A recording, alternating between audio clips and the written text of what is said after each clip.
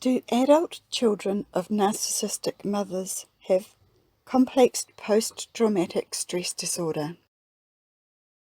Complex post-traumatic stress disorder is like having an ongoing trauma, because unless the original wounds are healed, the pain and the anxiety are a constant companion. In this video, I'm going to help you know you're not going mad.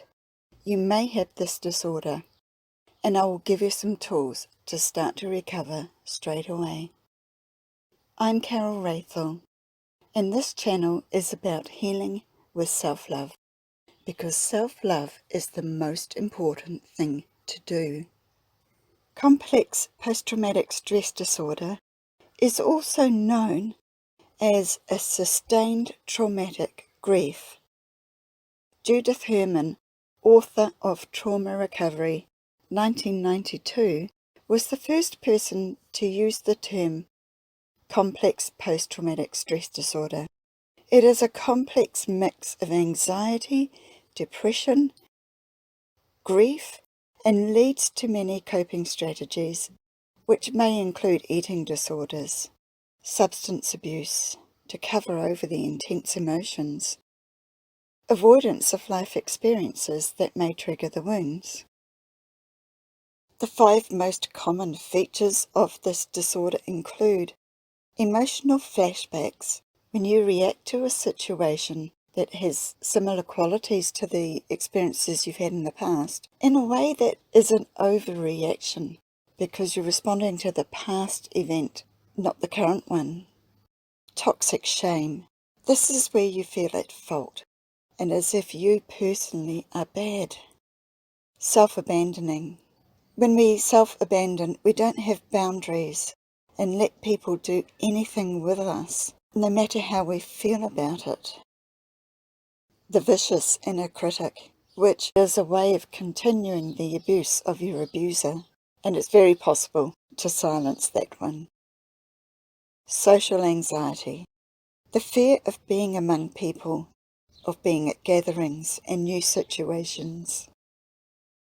Complex post-traumatic disorder can be present when a person experienced abuse, including narcissistic abuse, from a parent or a caregiver in early childhood. More especially a mother, because a mother is supposed to be that safe home base that a child can always run to and feel safe, and always feel that their mother loves them. But if you were raised by a narcissistic mother, know that your mother was not at all a safe home base, not capable of loving you, only gave attention to you if you were doing what they wanted and being what they wanted. And more often than not, they were an unpredictable, unsafe force in your life. When raised by a narcissistic mother, trauma can happen on all levels of your being, emotionally, socially, physically, and psychologically. It is a normal pattern we have to find a partner who has the good qualities of our opposite sex parent. When you are the child of a narcissistic mother, you have been programmed to attract other narcissists to you because they seek you out. You're trained by the fact that you have not been allowed to have any boundaries, and you feel that the attention they give you is a form of love. And the narcissist knows exactly how to love bomb you and how to give you the impression that you at last have found love. Because we all want to be loved, don't we? And the cycle of abuse starts and goes over and over again. It may feel like you were going mad, especially when you've just left a narcissist or the relationship has fallen apart and you're feeling blame and guilt, and you can just feel like you're going crazy, but you are not. This is complex post-traumatic stress disorder in action. And the good news is, of course, you can recover. If you relate to what I have shared, I'm going to give you some tools now that help you recover on all levels of your being. Let's start at the most important thing to do. For the part of you who had the first wound, your inner child. So do this now. Place a hand on your heart and say your name, and out loud if you can. I love you. and I am going to take care of you. From this moment forward, I will keep you safe. Then send yourself the same type of love you have for your children or your favorite pet. And then repeat, I love you, and from this moment forward, I will keep you safe. You deserve to be loved. Say this often, many times a day, and in time you may notice a warmth spreading through your heart and through your body. This is oxytocin, the love hormone, and if you activate that, then your recovery process has just taken off at warp speed. If you identified with that harsh inner critic voice, which is something I definitely had, I'll share with you a really powerful tool that I use to stop it, and it doesn't take long.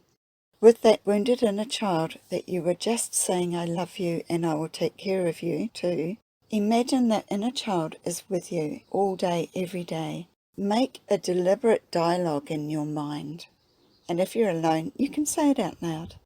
Praise that child every time you do something, like when you're dressing, combing your hair, making your breakfast, making the coffee, anything big or small that you do. Talk to that little child and tell your inner child you are doing really well. I like the way you did that. Now we're going to go and do this.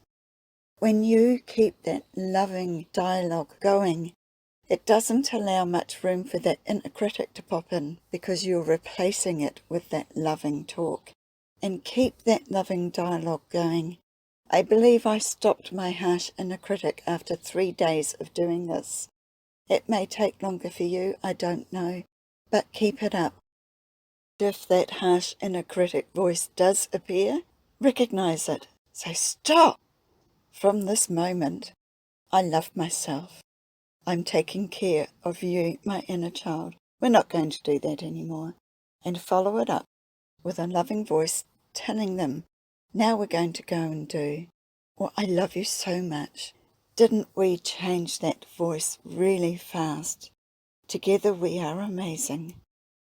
Maybe write down some good little affirmations you can use if you can't think of them in the heat of the moment. Do this. Do this when you wake in the morning. Do this when you go to bed at night.